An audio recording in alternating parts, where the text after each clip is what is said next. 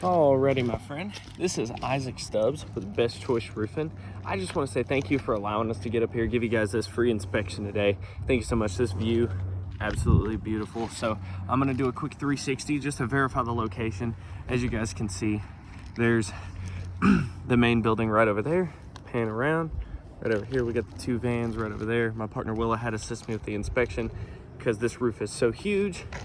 Over here, the beautiful forest, and then right back to the parking lot with my Mazda right there. Alrighty, so the reason that I stopped by is because I noticed the slight discoloration, but not only that, but in the pattern that it was in, because you see this algae, when it streaks from top to bottom, right? And you can see how it just streaks. What that shows me is that something up here has hit it and spattered all the way down, causing this roof over time to no longer shed water properly and allow algae to grow. So immediately what we did is we started looking at the gutters, and we noticed dings and dips and lips and protrusions. A really big ding right over here. Show you that we found. Zoom in for you that you can see right there. And with all the dings and spatter and everything that we found, that warranted us to do pretty much the same thing that every insurance company does and draw up a 10 by 10 test square right here on this slope. The reason that we want to draw this 10 by 10 test square is because each individual hit of hail is its own access point for water, just like this nail head right here that's rusted out, right? Because this is what's going to happen. These nail heads right here are going to rust out when the water hits them, and that's what's going to allow it to then get into the school and then get into the structure, right? So every single one of these hits you see right here is a hit of hail, and the way that this happens is the hailstone is going to fall out of the sky. It's going to impact on the shingle. It's going to drive some of these granules in that you can see. I wipe my finger over it. No loose granules. They're embedded in the shingle. They don't come out. I can wipe my hand over here and you'll see loose granules come out, see? But over here they're embedded, and it's also cracked the asphalt matting, allowing the water to then get up underneath this shingle, get onto those nail heads, and then infiltrate into the structure from there.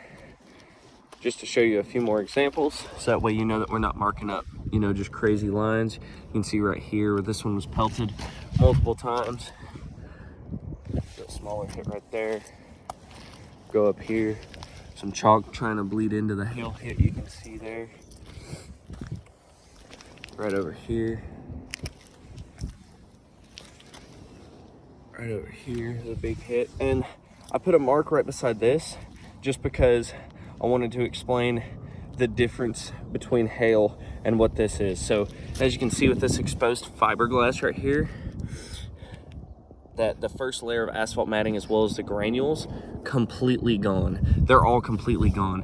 And this right here is what's referred to as a heat blister. And what happens is little bits of moisture gets trapped up underneath tiny cracks in the first layer of asphalt matting right here, and it just causes it to pop like blisters, boom, boom, boom, like bubbles. And a lot of people can confuse this for hail, but the key thing to note is that there's fiberglass right here, right? And any of the hits of the hail that I've shown you, there was no fiberglass. In this, that there is. So that's the key difference. You can see no fiberglass right here whatsoever, and that's how you know that it is actually a hit of hail and not just a heat blister confusing us. So again, showing you, there's another heat blister, or not a heat blister, another hit of hail right there, sorry. Big hit of hail right here. Big hit of hail right there. At least 1.5 inch size. And we did the same thing right over here on this slope.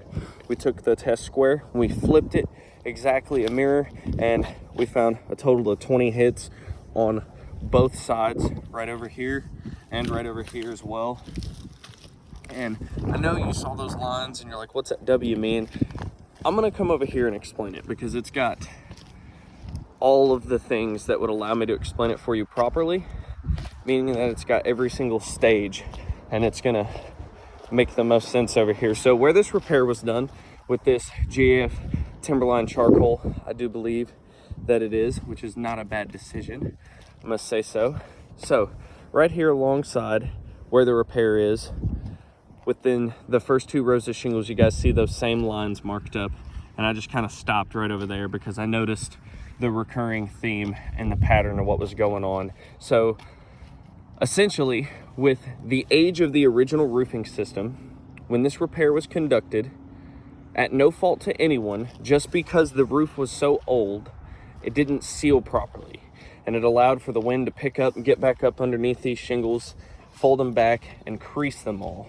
That's why we have the lines drawn on them. So essentially what happened is a gust of wind at about 70 to 80 miles an hour came up right here where this channel is that you see in this separator, and it picked up these shingles, right? And what's gonna happen is it's gonna allow me to slide my finger from this corner all the way down over to this corner that you see right here, where this shingle is actually overlaying on top of it.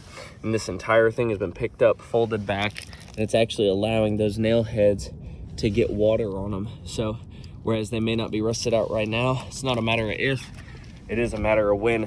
Those nails, they are gonna be rusted out at some point. Just to show you a few more examples, they run all along right here. And so each spot where you see a line marked up, there's going to be about 4 to 6 nails under each one of those lines. And each one of those nails is a different leaking zone. And we found a total of 15 different wind damage. So you can just do the math right there. 15 times 6, I think that's like 90. Right over here, we found a total of 20 along this slope where the repairs are. You can see them kind of in a staircase, boom, boom, boom, boom, boom. And as you come up here, they're more visible. This one is going to be the next to go. This one, I do believe that with another strong gust of wind is actually going to become missing. And that is because it has a tear right there as I just tug on it with my fingernail there, you see? So I'm not going to touch that any further. Don't want to cause damage. You can actually see there's another crease shingle right here.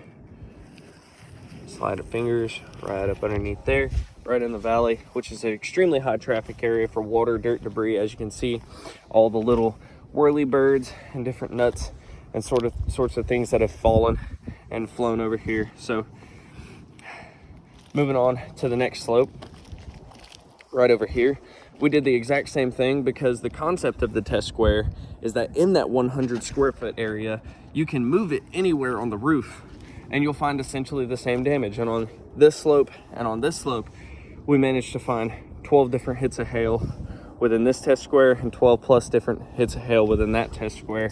And just to show you that we're not marking up random lines and the examples are the same, you can see this one right here and you can see this one right here. Okay, just to show you, I'm gonna come over here. You can see this one right here.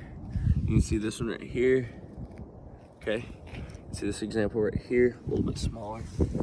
See this example right here. And we did find a shingle that is actually beginning to crease. You can see where the crease line has begun to form. Got a slight crack right there on this slope. Going over to this slope, I know roofs are boring, just bear with me. Pretty much the exact same thing. Found 12 hits of hail. As you can see, I'm not marking up random lines. You can see right there. See right there. See right there. So, I hate to be the bearer of bad news, man. Guy that comes out here and says that this thing is shot up and it needs to be replaced, but it does, man. It does need to be replaced. Now, I will tell you this, though.